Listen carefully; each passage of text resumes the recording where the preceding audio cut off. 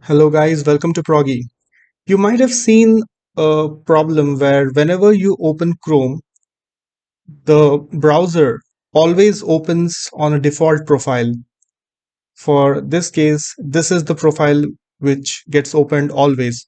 But you really want Chrome to ask you whether you want to open your, let's say, work profile or your personal profile. So how to do that?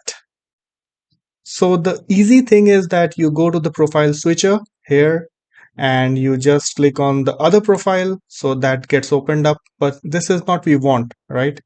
So how to enable that at the startup? So you have to click the application menu and from there go to this profile section. And from here, click on manage Chrome profiles. Here you will see a small toggle called show on startup. Just click on that. Okay. Now let's see what happens when you open Chrome again. So now Chrome is prompting you in which profile should Chrome open, and that is what we want.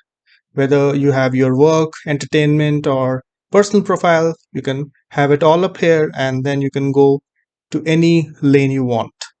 So that's it for the small video. I hope it had some positive impact on your day-to-day lives. Please like, share, and subscribe, and we will meet again soon. Bye.